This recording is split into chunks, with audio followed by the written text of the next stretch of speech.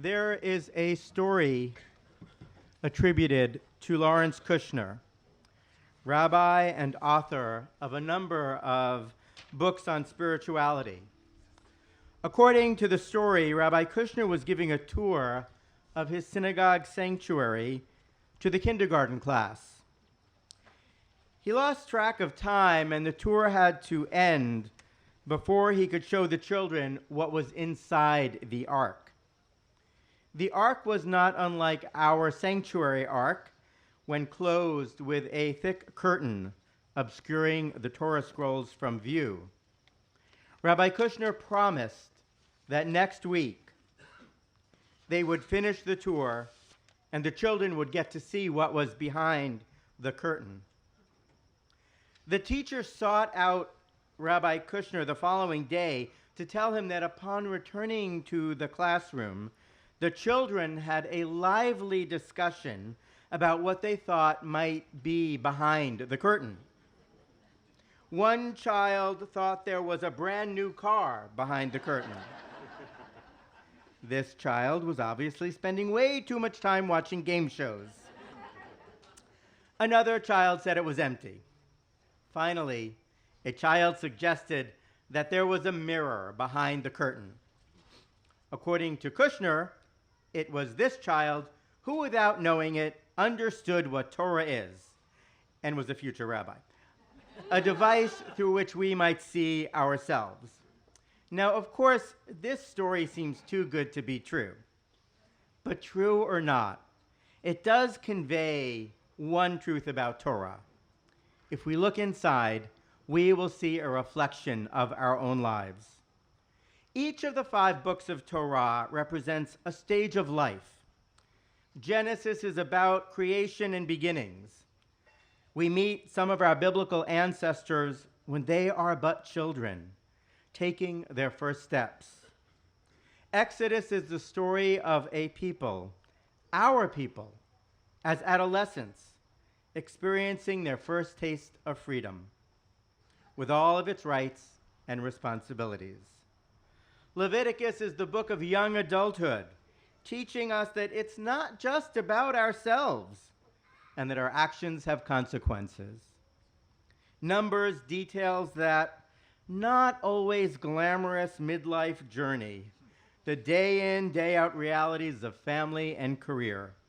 And finally, Deuteronomy is a chance to look back on a life and its accomplishments. When looking at the books of Torah as stages of our lives, we can draw just as much meaning from the Hebrew name of each book.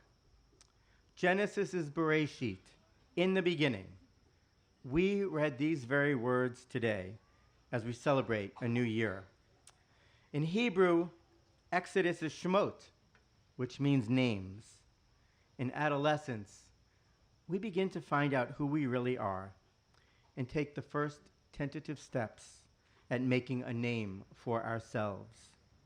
Leviticus in Hebrew is Vayikra, often translated as "and he called." The he in this case is God, and we are being called. It is in young adulthood that we try to figure out what we are called to do with our lives. And Numbers is Bamidbar, or in the wilderness. Midlife may certainly feel like the wilderness if we find ourselves without direction or a bit lost. And finally, Deuteronomy is Divarim, or words. What are the words we want to leave behind? And what are the words we wish to be remembered by? These uncanny and unvarnished comparisons between the words of such an ancient text and the very lives we are living right now are what make Torah so compelling, and perhaps why, like an album of family photos, we cannot put it down. In fact, we have never put it down. For thousands of years, we have read this text, even when it meant risking our lives, whether under foreign rule or in concentration camps. And without fail, this Simchat Torah, we will unroll our sacred scroll and begin the process of reading our stories over again. It has been said that over a course of a lifetime, each of us writes our own Torah, even if we have never put pen to paper or finger to keyboard. This is the story of our own lives, and as we know, some chapters are easier to write than others. Our tradition has understood this more literally. The very last commandment of the Torah from Deuteronomy, chapter 31, verse 19, reads, "Therefore, write down this poem and teach it to the people of Israel. Put it in their mouths."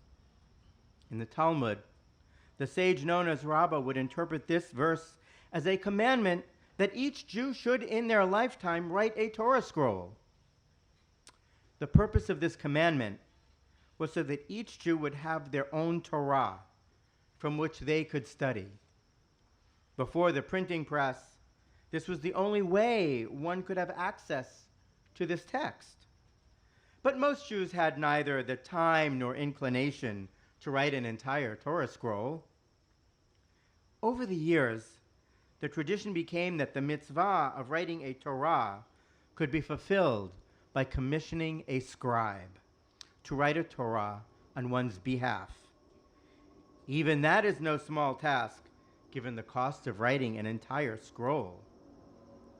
So communities or congregations would join together and commission a scribe to write a Torah on their behalf. Now, the writing of a Torah scroll is a sacred task and can only be done by a trained scribe known as a sofer or a soferet. The parchment must be from a kosher animal. The scribe writes with a quill, also from a kosher animal. A special ink is used, and it can only be black ink. Each Torah scroll contains exactly 304,805 letters, and there can be no mistakes. It can take a scribe over a year just to write one scroll. How odd that in this digital age, we still require that our Torah scroll be written by hand, according to an age-old tradition. Surely, a graphic artist with the right software and a good printer could create a Torah in a fraction of the time and for a fraction of the cost. But would such an object be sacred? Would such a scroll be deserving of a special place in our ark? Would any of us push our way to the aisle, hand extended, grasping a tallis or our prayer book, to touch a printed Torah scroll as it came by during a hakafah? It is a deep-seated desire to feel a connection to something much bigger than any of us, something more permanent than our fleeting lives, to touch our history, to see the stories of our lives reflected in a sacred text that drives us to preserve this ancient tradition.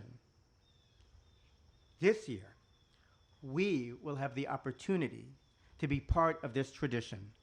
Temple Emanu-El is commissioning a new Sefer Torah, a new Torah scroll. Beginning later this fall, on Sunday, November 20th to be exact, and well into the coming year, we will participate in the mitzvah of writing a Torah.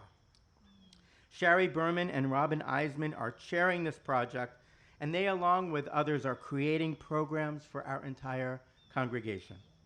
Everyone will have an opportunity to participate, to learn about the process of writing a Sefer Torah. And throughout the year, scholars and artists will join us to explore Torah. But this will not just be any Torah. Our scribe is not a sofer, but a soferet. Linda Koppelson is a soferet with close to 20 years of experience. And Temple Emanu-El will join a small but growing number of liberal congregations with a Sefer Torah written by a woman. And as she writes, Linda will be joining us periodically to teach us about the process, and so that each of us can be part of that process. We will have the opportunity to literally, hand in hand, write a letter or word in our new scroll. If your name or the name of your child is in the Torah, you can have the opportunity to write it in our Torah. I'm thinking of Miriam. Oh, me too. Or the first word or words of your Torah portion you chanted when you became a B'nai Mitzvah. Perhaps it is a word or verse that has special meaning to you, or maybe even one that you have struggled with. Imagine the power of hand in hand with our Soferet, penning those very words. Imagine the holiness of reading from a Torah that each of us helped to create. Imagine a Torah that your child helped write and that they will one day read from as they celebrate becoming a B'nai Mitzvah. Imagine a Hakafah where the Torah coming around, the Torah you lean into touch, is one that you helped make a reality. Perhaps last week, you also caught some of the funeral of Queen Elizabeth. It was hard not to notice how everyone bowed their heads as the coffin rode by. The purple, crimson, and gold colors that adorned the coffin, or how her crown rode atop her coffin. It was clear that many of her subjects worshipped her. We have long shed our dalliance with kings and queens. Rather, Jews worship something much more eternal. We adorn our Torah in royal colors. We bow before it, and often a crown is placed on top. Rather than a person, we worship a text that offers us a way of life and an ethical teaching. Rather than castles, we worship a text that teaches us to love our neighbor as ourselves. Rather than princes and princesses, we worship a text that reminds us that once we were slaves, so we know the heart of the oppressed and must work to free them from their shackles. Yes, I admit, I have watched every episode of The Crown. But I would take our Torah over a king or queen any day. Rabbi Jacob Pedakowski wrote that a Jew reads the Torah not as one reads a novel or a newspaper, no, but as one reads a love letter, eager to extract every bit of meaning from it. This year, Temple Emanu-El will once again read the Torah. But this year, Temple Emanu-El will write a Torah of its own, and each letter will be written with love. Shana Tova.